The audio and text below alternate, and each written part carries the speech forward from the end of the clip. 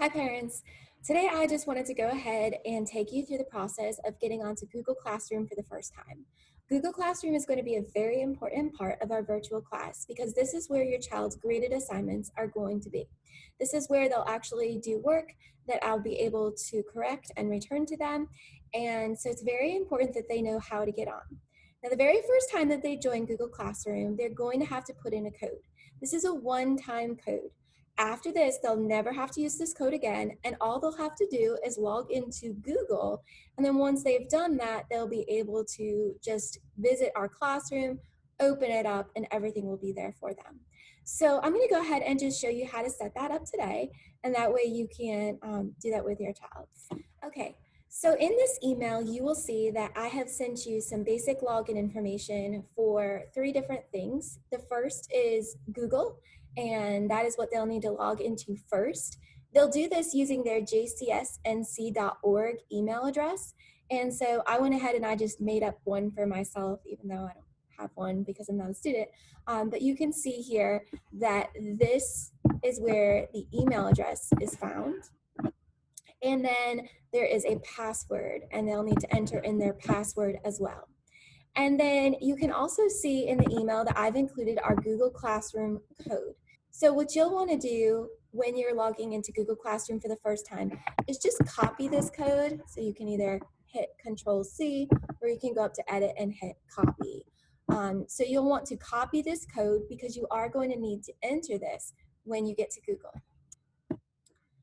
So now we're going to go ahead and we're going to go to Google, and you can see that in our upper right-hand corner, we have Gmail, Images, a series of dots. A lot of people call that the waffle, and then we have a sign-in button. So what you'll want to do is you'll want to sign into Google using your child's email address, their full jcsnc.org email address, and their password. So what I'll do is I'll click on Sign In. And if I were to be a student, then once again, I would enter in that information, which is the first initial of your first name, the first 3 letters of the last name, and then the number that follows. So, but instead, I'm going to go ahead and click on myself and log myself into Google. Now that I'm logged into Google, I will see, once again, it says Gmail, Images, and our series of dots, or our waffle. I'm going to want to click on the waffle. So I'll click on this, and then I'm going to click on Classroom.